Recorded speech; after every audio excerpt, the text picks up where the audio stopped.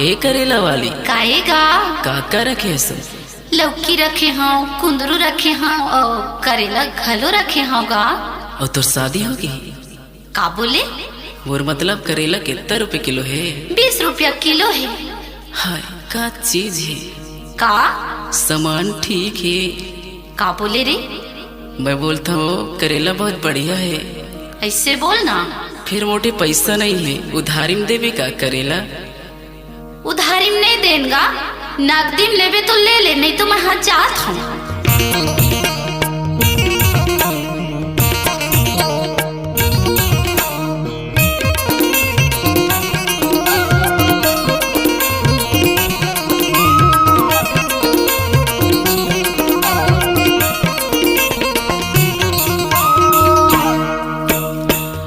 ए वो करेला वाली करेला दे जा, ए वो करेला वाली करेला दे जा, मगथ उधारी गोरी दे दे मुला, मगथ उधारी गोरी दे दे मुला।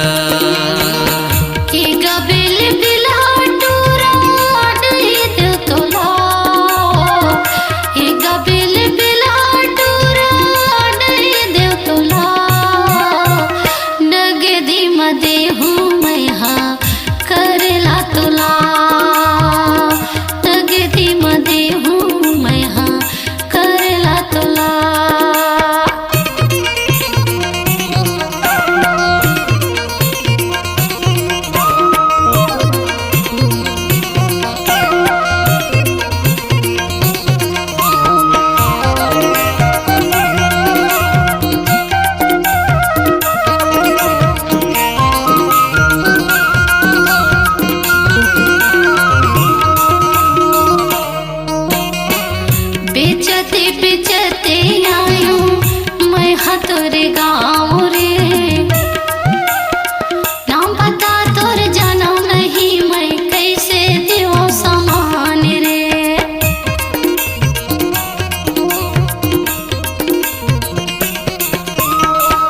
धर्मेंद्र कौशिक नाम हवे मोर, जाटा देवरी गाँव रे, नवा गाँव बाजार में आवे पैसा देहो करार में।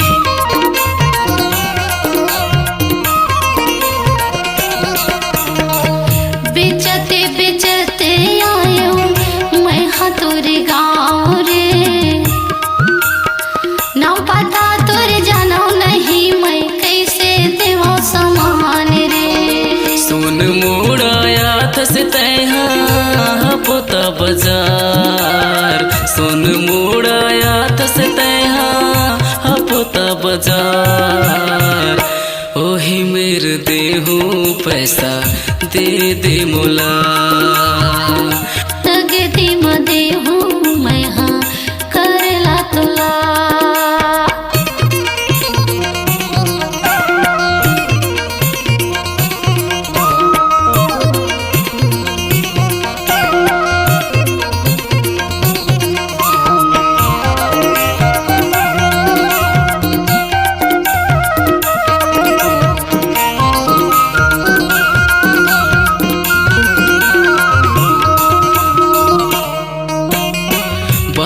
उमर कंचन काया कहाँ तय घुमावे वो,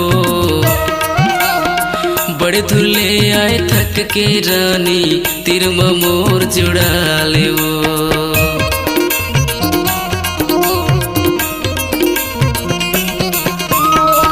ले बेता तले ले करेला, नहीं तो मैं जात होगा, तोर कसकत को मिल जाही रे, सचला कहत होगा।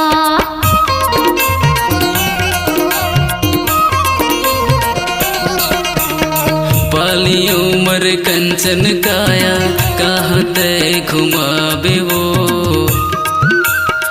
बड़े धुरले आए थक के रानी तिरम मोर जुड़ा ले वो। झंडे छेड़ मोर डगरिया जाने दे मुला, झंडे छेड़ मोर डगरिया जाने दे मुला।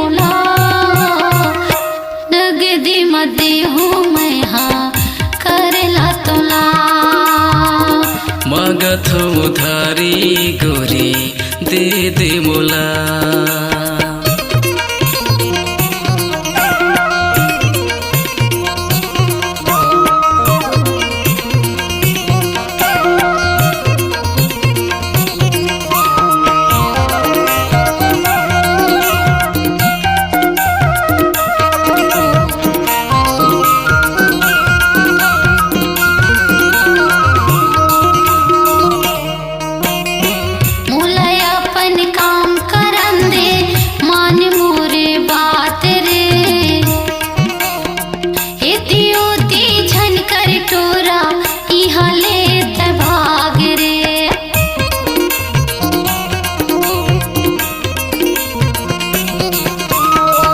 करेला कस करहा बोली मोला नहीं सुहाए रे।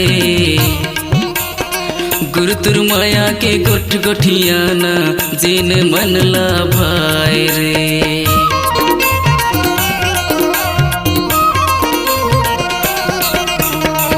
मोला अपन काम करन दे मान मोर बात रे। इतियोती झन कर टोरा इहा ले त भाग रे। 4 दिन के तोर जवानी मजा ते उड़ा। 4 दिन के तोर जवानी मजा ते उड़ा।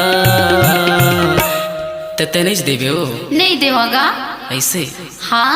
मांगत उधारी गोरी दे दे मोला। मांगत उधारी गोरी दे दे मोला। एक बिल हाटोरा नहीं दे तुला। एक बिल हाटोरा नहीं दे तुला। नगदी मदे हूँ मैं हाँ करेला तुला। नगदी मदे हूँ मैं हाँ करेला तुला। मांगत उधारी गोरी दे दे मोला। नगदी मदे हूँ मैं हाँ करेला तुला। मांगत उधारी गोरी